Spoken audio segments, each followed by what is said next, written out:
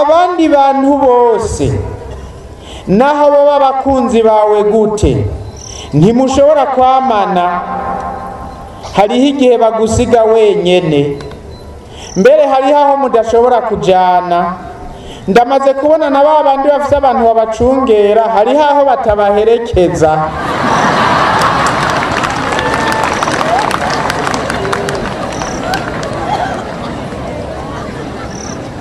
Bagaherekezwa n'umwe gusa. Uwinjiye mu buzima bw'umuntu niwe wenyene abaherekeza. Inzigo waba ufise igutuma ugenda uraramye nka wa mugabo bambwiye ngo agenda araramye ngo inzigo yiwe ntiyiseseke. Yezu Kristo aje kugukiza iyo nzigo ikuraramika. Unamiseseke tuzovuma twirirwa turakoropa. Ibyo mvuze simvuze iby'Yezu ubu, hariho uwo hagati na Yezu Kristo n'umugambwe atora umugambwe.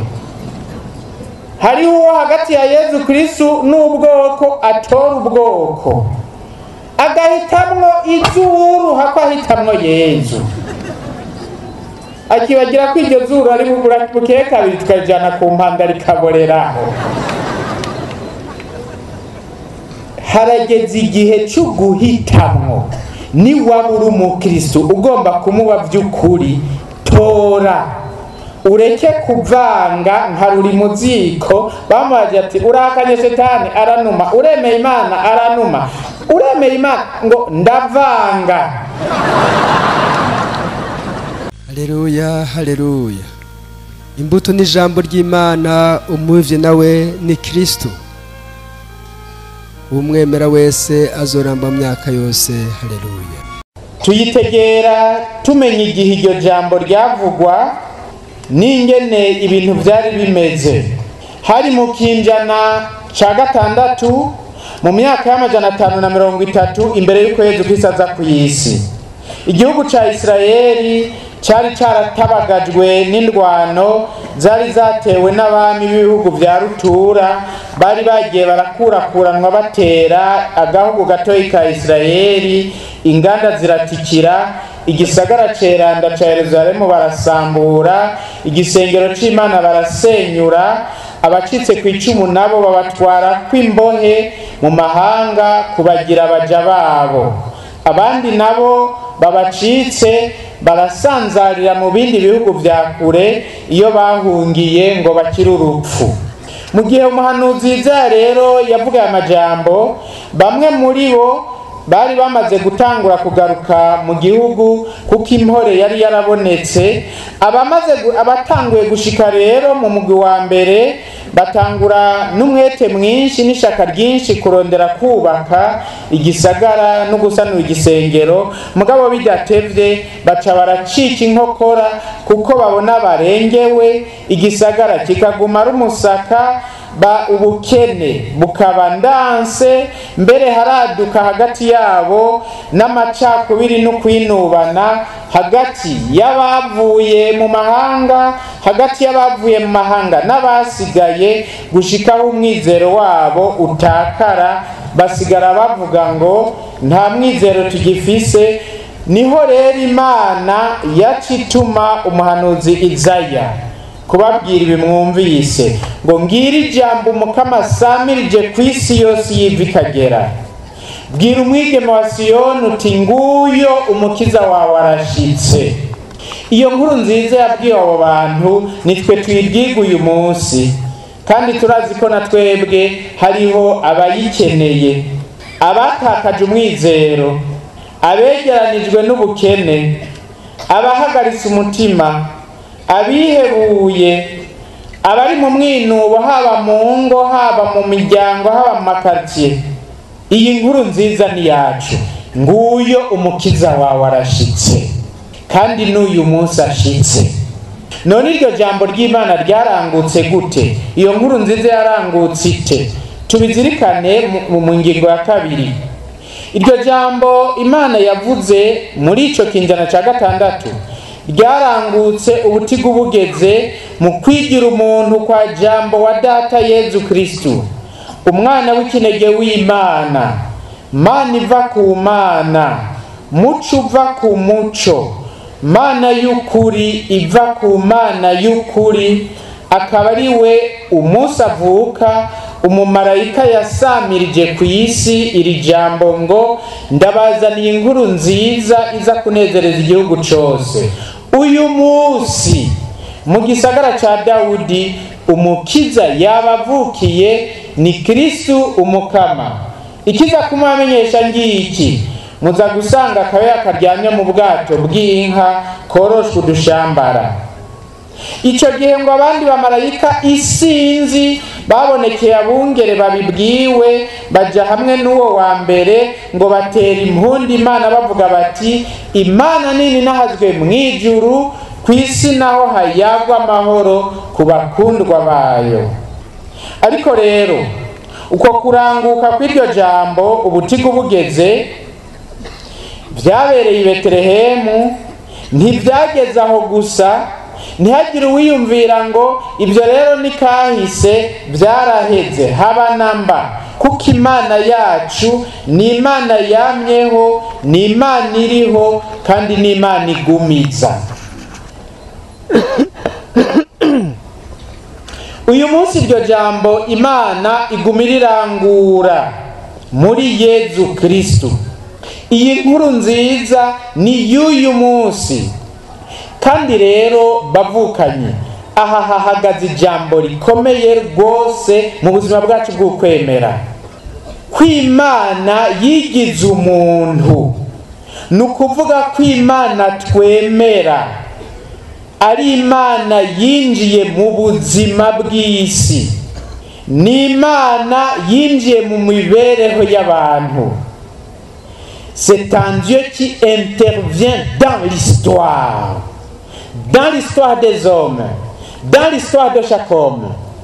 Imana yacu twemera si Imana yibera mu bicu ngo yigumireyo, si Imana yigumira mu byayo. Imana twemera, Imana yacu ni Imana yinjira mu buzima bw'isi, ni Imana yinjira mu mibereho y'abantu, ni Imana yinjira mu buzima bwa muntu, kuko ari Imana yigize umuntu ikabana natwe mu mwana wayo Yezu Kristu. Kandi mu kwinjira mu buzima no mu mibereho y'abantu, iyo Mana yacu iza ari umukiza, izizanye urukiza kubera urukundo rwayo ntangere yakunze umuntu. Nkako nyene Imana yarakunze isi gushika itanga umwana wayo w'ikinege ngo umwemeye wese ntapfe, aronke riho ubuzima budahera. Vyumve rero wa muntu we, Imana yacu ni Imana yinjira mu buzima bwawe. Hari abantu biyumvira Imana nk'iyigumiwayo, hari n'abandi bemera ko yaje mu bantu mugabo bazi kwiba mu isengero. Mbere niyo bahejeje gusenga bagasiga bayisezeye ngo nakagaruka Yezu. Imana yacu ni Imana yinjiye mu buzima bw'umuntu, yinjira mu buzima bw'umuntu ntibikivirira umuntu, kuko yigize umuntu. Nico gituma Izaya yatumwe gusamiriza ku isi yose iyiva ikagera ngo bwira umwigeme wa Siyoni uti, nguyu umukiza wawe arashitse. Umumarayika nawe ati, uyu munsi mu gisagara ca Dawudi umukiza yabavukiye. Iyo Mana yinjira mu buzima bw'umuntu nk'umukiza. Twemera Imana nzima, twemera Imana yinjiye mu buzima bw'isi, twemera Imana yinjira uyu munsi nyene mu buzima bwacu.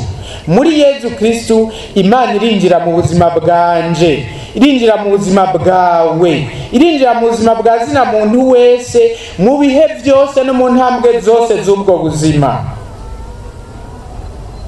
Imana irinjira mu buzima bwa muntu mu gihe cy'isamwa ryiwe, ikamurema n'agashusho kayo.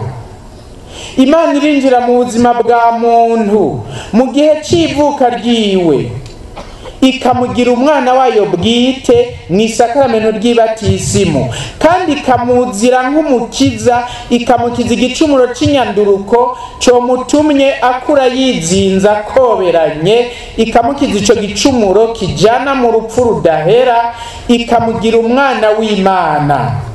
Imana irinjira mu buzima bwa zina muntu mu gihe umuntu yatakaje iteka ryiwe akagwa mu gicumuro,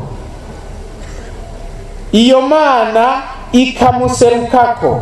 Iyo ico gicumuro camutyoje camuboshe, ikakimutyorora, ikakimubohora, ikamwumvisha amahoro, uruhoza, akanyamuneza n'ubuhigwe butangwa no kuba mu nema yeza.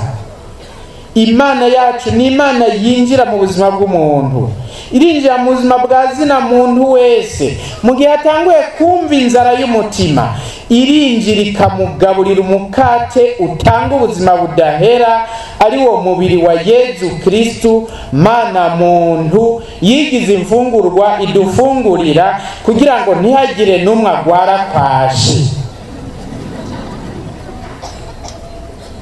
Imana twemera ni Imana yinjira mu buzima bwa zina muntu ku buryo umuntu imuha ubukomezi bwayo yatanguye gukura, kugira ngo ayibere umushinga ntahe, ayishingire intahe ku bubasha n'ubukomezi bwayo, aribwo mutima mweranda ahabwa abo bose bemeye gushingira intahe Kristu.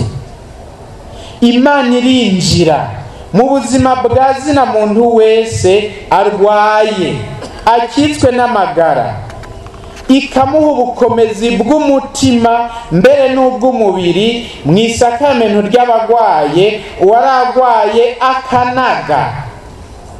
Hari uwo narihaye umunsi umwe abaganga bakuye ko amaboko baragira ngo nibamuhiziga ry'abagwaye kuko agira agende, mpejeje kurimuha yabasanze aho bibereye. Imana irinjira mu buzima bwa zina muntu wese igihe cyo gushinga urugo, kugira ngo yubakire kuri yo kandi yubakane nayo kandi anywane nayo, umugabo n'umugore, umuhungu n'umwigeme, umusore n'inkumi. Imana ikinjira mu buzima bwabo, mu mugambi wabo, mu isakaramento ry'ukwabirana, ntibabe bakiri babiri gusa, bakaba babiri bubakanye n'iyo Mana yinjiye mu buzima bwabo. N'icyo Imana yashatse, Imana yaramanutse ngo yinjire mu buzima bw'isi, mu buzima bw'umuntu. Ngiyi Imana yacu ni Imana yinjira mu buzima bw'umuntu, si Imana yo mu bicu, si Imana y'akahise, si Imana iri mu byayo, ni Imana yigize umuntu, mbere yararengeje no ngaho. Iyo Mana irinjira no mu buzima bw'uwapfuye, ikamanuka n'ikuzimu kugira ngo uyo muntu imukureyo, imubohore ingoyi n'imigozi y'urupfu, imudugane mu kumuzurira ubuzima budahera, basangire ubuninahaza bw'imyaka yose. Ngiyi Imana yacu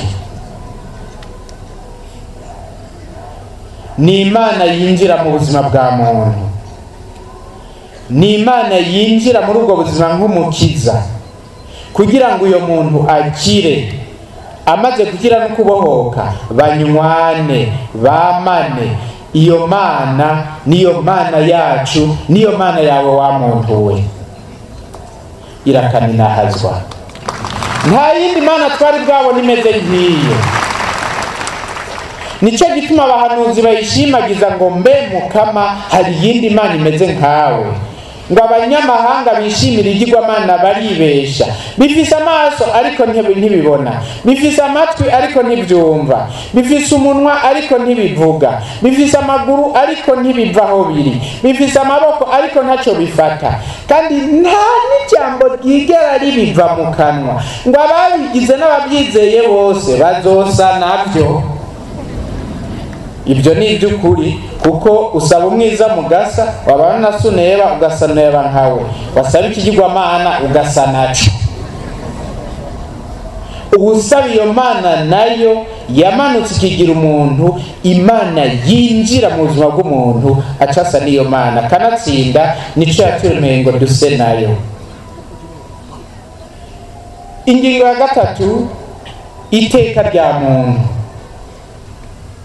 Umuntu afise iteka rya mbere ry'uko atashobora na rimwe kuba wenyene, kubera ko imana yamanutse ikinjira mu buzima bw'umuntu.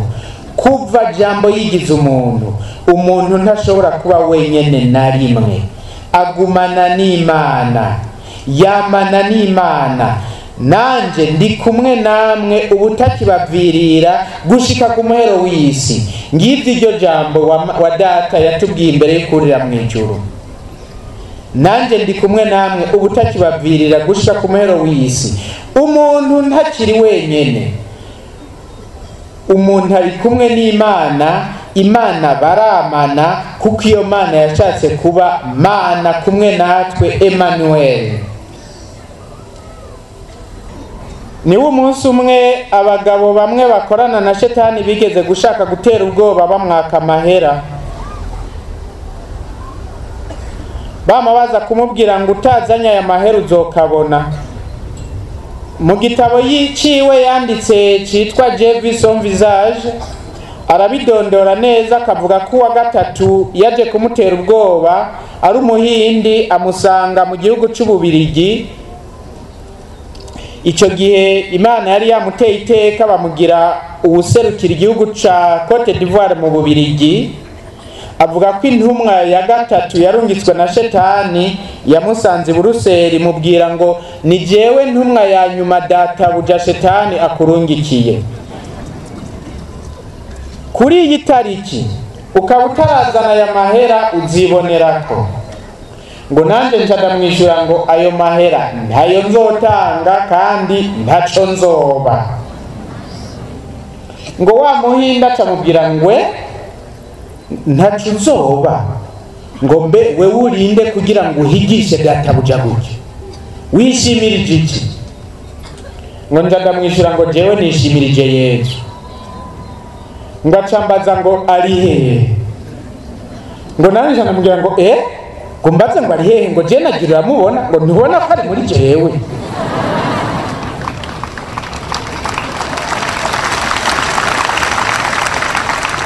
Muri uyo mwanya nyene uyo mugabo w'umuhindi ngo acarahaguruka, asunika intebe, agendesha umugongo, aturumbuye amaso, ngo ashitse mu muryango acaravuduka ariruka, n'ubu ntarongera kumubona. Kuko yaciye abona Yezu ari muri we. Imana twemera ni Imana yinjiye mu buzima bw'umuntu. Igihe nakiriye Yezu ambamwo kandi aguma ari muzima, ubu sinkigaragara, sindi kirohori, nuzuye Yezu. Nawe wamwakiriye umenye ko wuzuye Yezu. Naho hoza abantu bagutera ubwoba urashobora kubishura uti tera ubwoba canke mureke ntaco mungira. Bakubajije bati wishimirije iki? Uti nishimirije Yezu. Ngo ari hehe? Uti umbaze ngo ari hehe? Uzi ko ari Imana yinjiye? Ntimuzi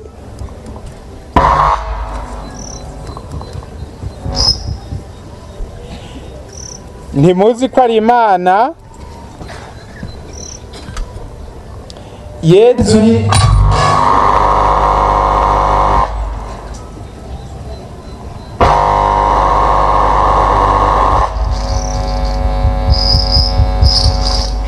Yezu ni Imana yinjiye mu buzima bw'abantu.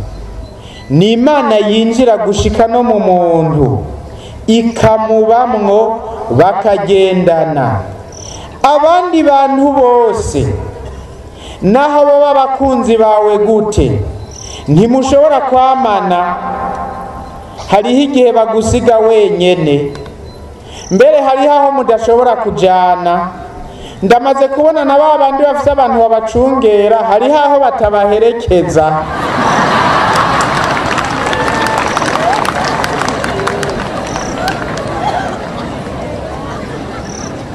bagaherekezwa n'umwe gusa, uwinjiye mu buzima bw'umuntu niwe wenyine abaherekeza.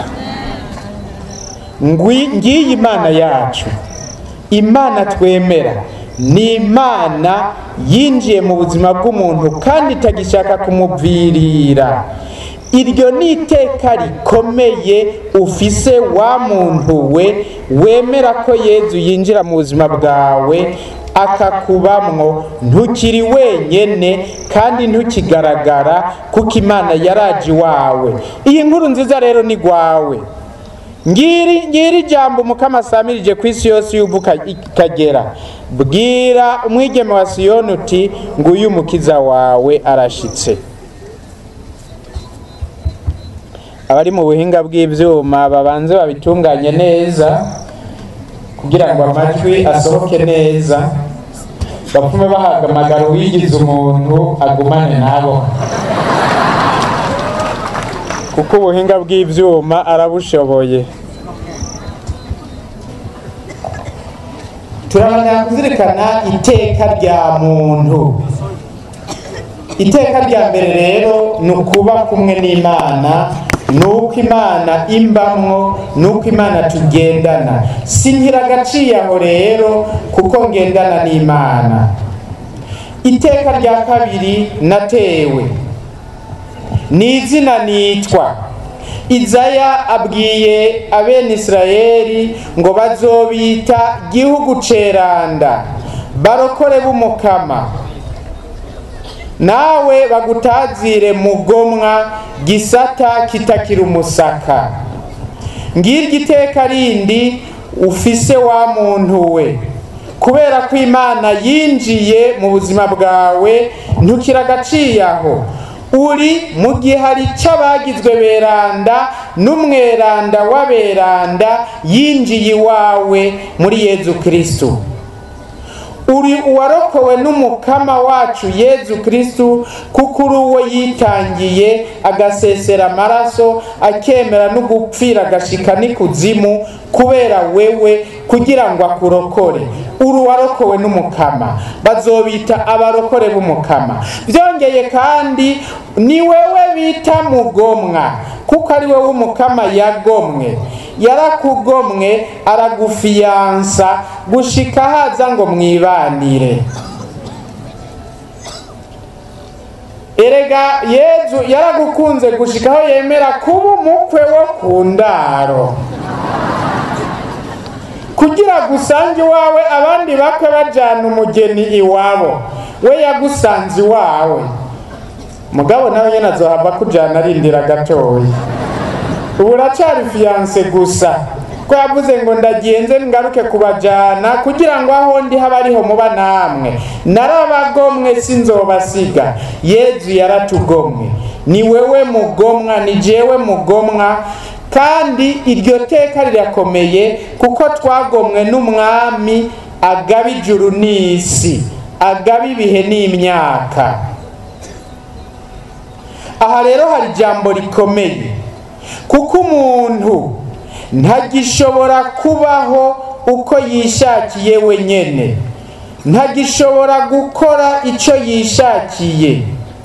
Wa muntu we ufise iteka rikomeye utarekuriye gutekera mu vyatsi. Nibanga rikomeye kuko Imana yinjiye mu buzima bwawe. Ubu ubwirizwa kubaho uko Imana igushaka, ugakora icyo Imana ishaka, kuko warakowe kandi waguzwe igiciro kinini. Turi mu bihe rero bikomeye aho abemeye ko Yezu Kristo yinjira mu buzima bwabo bategerezwa guhitamwo, bakamuhitamwo. None wewe urashaka ko Yezu Kristo yinjira mu buzima bwawe? Urabishaka? Ntupfe kuvuga ngo yego kuko wumva yuko ari ibintu biryoshe. Umenye ko Yezu Kristo nahaza nk'umukiza hariho ibyo agomba kugukiza kandi biteza kugusaba kwemera guhindura ivyiyumviro. Yezu Kristo aje iwawe ni umukiza w'ikinyoma. Urashaka gukira ikinyoma? Ikenyeza ukuri rero. Ikinyoma ugisezere mbere naharya ukora, ugisezere naharya uba. Na ca kinyoma cahora gituma usumira umwana uvavanure naco, kuko uwo n'umugani w'abahora bawuca bataramenya ko jambo yigize umuntu akabana natwe. Yezu Kristo azi wawe ni umwami w'ubutungane. Ashitse azazanya akabuto k'ubutungane, ashaka ko wewe ucika intungane, kuko ntushobora kubana nawe uri ndyarya. Yezu Kristo aje iwawe ni rukundo. Ubwirizwa nawe kwemera kuba rukundo, ukavavanura n'icitwa urwanko. Urwanko rwose rukiri muri wewe, rwaba ugwiyaritse, rwaba ugwiserura, umuhamagara uwo mukiza wawe, kuko aza nk'umukiza. Urumushikiriza uti Yezu, ntaco noguhisha, urabona ko mfise urwanko, ndagusavye uze urunkize. Ukaba ufise inzigo, Yezu Kristo azi wawe nka kigongwe. Inzigo wowe ufise igutuma ugenda uraramye nka wa mugabo bambwiye ngo agenda araramye ngo inzigo yiwe ntiseseke. Yezu Kristo aje kugukiza iyo nzigo ikuraramika. Unamiseseke, tuzovuma twirirwa turakoropa. Yezu Kristo aza nk'umukiza kandi aza kugukiza ivyo vyose. Yezu Kristo aza nk'umukiza agukiza igicumuro. Igicumuro cose kikuzingazinga, kikuzingamika, nguyu umukiza wawe arashitse ngo akigukize. Umwakiriye aragutera iteka, akakwinjiza mu bweranda bwiwe, ukitwa nawe igihugu ceranda, uw'igihugu ceranda. Ukaba ushaka ko Yezu Kristo yinjira iwawe, harageze kuba umukristo atomoye, azi guhitamwo vy'ukuri Yezu Kristo. Ivyo mvuze simvuze ivy'Yezu ubu, hariho uwo hagati na Yezu Kristo n'umugambwe atora umugambwe. Hariho uwo hagati ya Yezu Kristo n'ubwoko atora ubwoko. Agahitamwo izuru hako ahitamwo Yezu. Akibagira ko iryo zuru ari bukeye kabiri tukajana ku mpanda rikaboreraho. Harageze igihe cyo guhitamwo. Ni wabura umukristo ugomba kumuba vy'ukuri, tora. Ureke kuvanga nka ruri mu ziko, bamaje ati urakanye Shetani aranuma, uremeye Imana aranuma. Uremeye Imana ngo ndavanga. Harageze ko nawe ureka kuba ruri mu ziko, uvanga Yezu n'ibigirwamana, uvanga Yezu n'ivyisi bityoza iteka ryiwe. Iteka rya Yezu yararidushizemwo, yararitwambitse, ashaka ko turigendera. Mu kutwita aba Kristo tukitiranwa nawe, ashaka ko iryo teka ryiwe turigendera rikagaragara. Harageze rero ko ubu umukristo utomoye. Mu bihe turimo hari abahisemo kugendwa na Yezu Kristo, bakemera mbere kwemera gushika kumwemanga gushika bapfe. Turi mu bihe rero vyo kugera ngaho, aho duhitamwo Yezu tukamwemanga. Kandi aho si izina Yezu gusa, nemanga Yezu igihe cyose nanse guhemukira ukuri, nemanga Yezu igihe cyose nanse guhemukira ubutungane, nemanga Yezu igihe cyose nanse kugenzwa n'urwanko n'amacakubiri n'inzigo, nemanga Yezu Kristo igihe cyose nanse guhemukira uwundi muntu. Turi mu bihe byo gushingira intahe no kwemeza ko Imana twemera ari Imana yaje iwacu, ari Imana yinjiye mu buzima bw'abantu, ari Imana iba muri twebwe kugira ngo ntitube tucigungana ubuzima bwacu, ariko tubuture uwadupfiriye akongera akazuka, Yezu Kristu umukama wacu. Uguhimbaza umwaka mushasha rero bibi by'ukuri twemeye ivyo. Uguhimbaza umwaka mushasha bibi by'ukuri nemeye ko iyo Mana yinjira mu buzima bwanje, igahindura ivyiyumviro vyanje, ibikorwa vyanje, imigabo n'imigambi yanje, kugira ngo uyo mwaka wose wegukire uwanyigaruriye ari nawe aganza ibihe n'imyaka. Ntibikwiye ko mu mwanya uza tuvugana ngo umwaka mushasha, umwaka mushasha, umwaka mushasha, tutarafata iyo ngingo. Ni umwaka mushasha kabuki. Ntaremera kuvavanwa n'ikinyoma, ntaremera kuvavanwa n'inzigo, ntaremera kuvavanwa n'uburyarya n'akarenganyo n'agacinyizo, ntaremera kuvavanwa n'amacakubiri. Nta mwaka mushasha uriho, nihagera kubivuga uravuga uti umwaka ushaje, umwaka ushaje, umwaka ushaje. Nta mwaka mushasha uriho utarakira uwaje kugira umwaka mushasha. Uwuhimbaza umwaka mushasha akwiye kuvuga umwaka mushasha n'ubanje gufata iyo ngingo ko atinjirana mu mwaka mushasha ivyiyumviro bishaje vy'ikinyoma, vy'inzigo, vy'amacakubiri, vy'uburyarya, vy'ubuhemu no kugunga abandi. Nta mwaka mushasha wuyo. Uwemeye kubihindura rero arashobora kutubwira ati umwaka mushasha kuko uzari mushasha. Utaravyemera agume yicaye mbere mu mupfuku burengeti.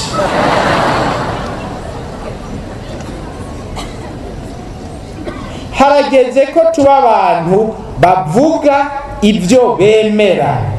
Harageze ko tuba abantu bagendera mu kuri, kuko twakiriye kuri Yezu Kristu yinjiye iwacu avuga ati ni jewe nzira, ni jewe kuri, ni jewe buzima. Umwaka mushasha wacu nico uvuga, tuwita umwaka w'umukama, kandi tuza kuwumwegurira dushaka kuwubamwo turi kumwe nawe, kuko yinjiye iwacu akaba ari waganza ibihe n'imyaka. N'uyo mwaka uduhaye ntashaka ko tuwubamwo ukundi, ashaka ko tuwubamwo nk'umwaka wiwe, tugenzwa n'ivyiyumviro vyiwe n'imigambi yiwe. Ijambo ryiwe rikatumurikira, ingiro n'ingendo yiwe akaba ariyo natwe twigana, kugira ngo Imana yaje mu bantu tuyigaragaze mu batayemera, babone by'ukuri ko Imana yaje iwacu. Ngiyi Imana yacu ishaka ko bayitubonamwo abatayizi. Nico gituma ashatse ko twitiranwa, kugira n'uwumvise izina ryacu aba Kristu abone Kristu. None rero wa mu Kristu ukaba ushaka kutaba ntukamazina, uyu munsi umukama arinjira iwawe uyu munsi, kuko ni Imana yeje mu bantu.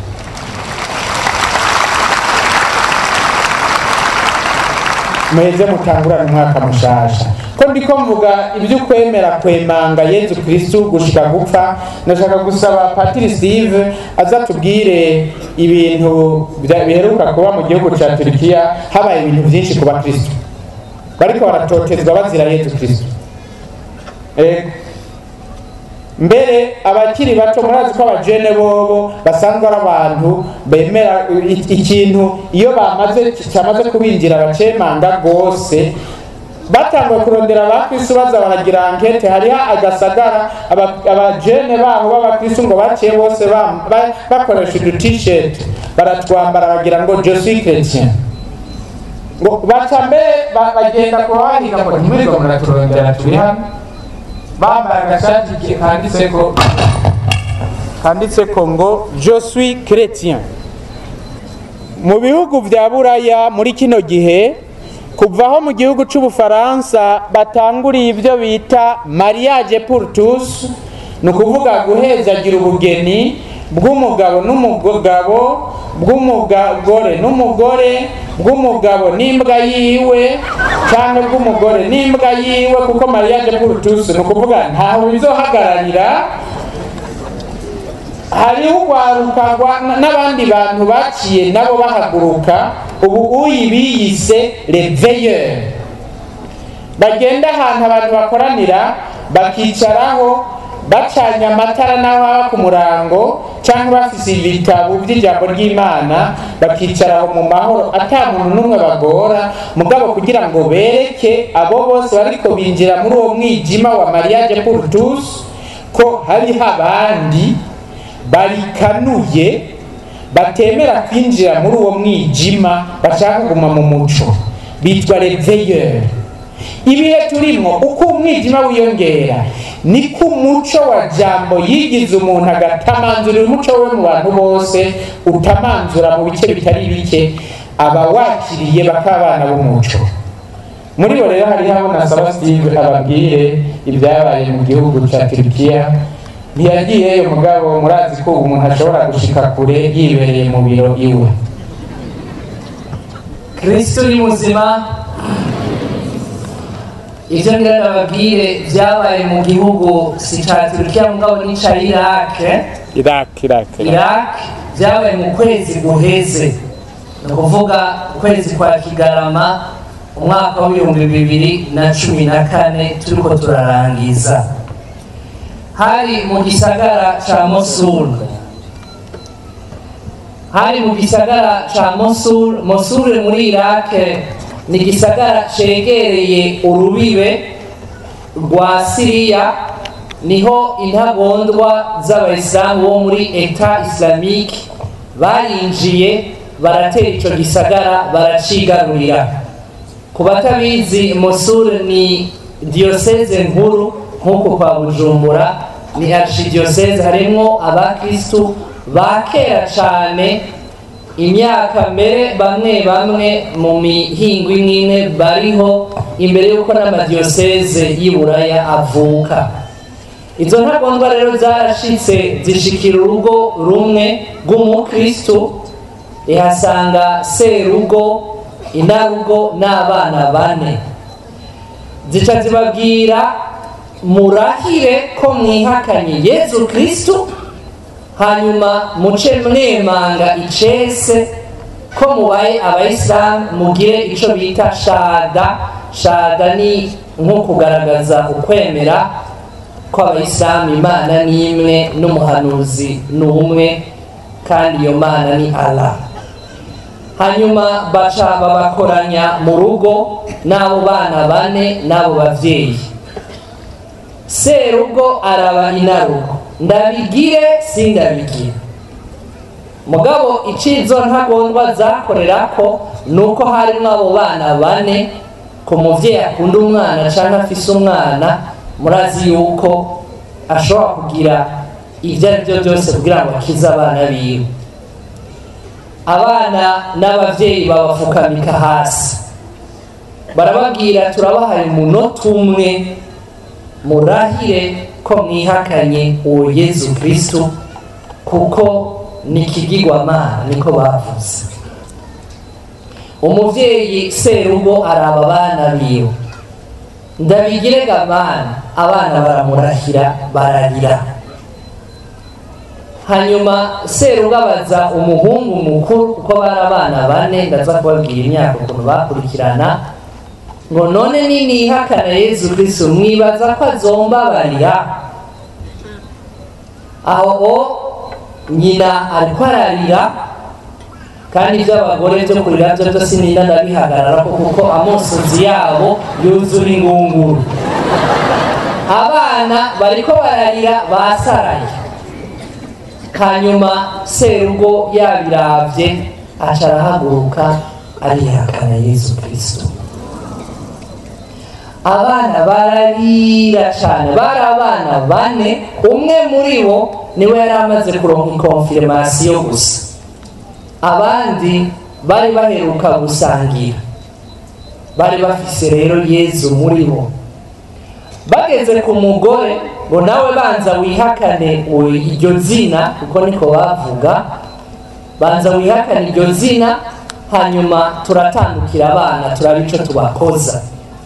Aho rero bafise amakarashi imbere yabo, bafise inkoho, bafise inkota n'amayepe maremare, bababwira bati mwihakane Yezu, ahandi ho mwese turabaca imitwe atanumwe dusigaje. Nyina arabiraba w'abana na wene agira nka se wiwe, nk'umugabo wiwe. Abana bararira rero, kurya abana barira ntavyo nosubiramo ngaha, batangura kurabana hagati yabo. Umuto araba mukuru, umukuru wundi araba mukuru wiwe, bararabana. Hanyuma za ntagondo zirababwira, namwe rero ko abavyeyi banyu babigize, nimwihakanisha rimwe Yezu, hama tubasige turi bazima. Abana bararira bararabana, baca bavugira icarimwe bose bati, ntidushobora guhemukira Yezu kuko ntaco dupfa, ntaco yatugize, ntaco twabuze. Intagondwa rero kugira zibumvishe ko atari ibintu vyo gufina, zica zifata umwana muto w'umukobwa, zica umutwe abandi babona, zica buhoro buhoro kugira ngo abandi babone yuko batagize nk'abavyeyi babo, nabone ubuzima buca bugenda. Barasubira bararabana, barasubira bararira, bavuga ntiduhemukira Yezu kuko ntaco twapfuye, ntaco twamubuzeko, kandi duheruka kumwakira. Uwa kabiri bashiraho, bakata umutwe bashira mu biganza by'abavyeyi babo. Ati none murashaka guhinduka? Hasigaye bangahe? Babiri bararabana, barabura ico bavuga, nabone baravuga bati, ijambo ry'Imana ritubwira ngo uzoshingira intahe, ngo nanje nzomushinga intahe kwa data. Wa gatatu baca umutwe uko nyene. Hacasigara mukuru rero, nyina wiwe aramusaba, mwana nje nkunda cane, niwe sigarane, ndagusavye kubw'urukundo ndagufitiye, na Yezu azogutegera kuko n'umunyakigongwe, ubivuge basi batureke. Aramubaza, mama nta soni? We niba wabigize jewe ntavyo mbwira, simwihakana Yezu. Uyo nibamutebeje bashe bamuca umutwe, baca bahereza iyo mitwe yabo abavyeyi babo. Ababa muri ako gace k'ico gisagara bose babona, abavyeyi baca bicwa n'intuntu kubiri. Ubwa mbere kuko bihakanye Yezu, ubwa kabiri kuko abana bivyariye babarushije ubutwari. Babimenyesheje Papa Francisco, yaciye atumako umwepiskopi mukuru w'Imosul w'ico gisagara, aca avuga iri jambo mu Kilatini ngo nca ndababwira ico risigura: Sanguinis martyrorum semen Christianorum, nukuvuga amaraso y'abamaratiri nizo mbuto z'abakristo. Tugire Kristo.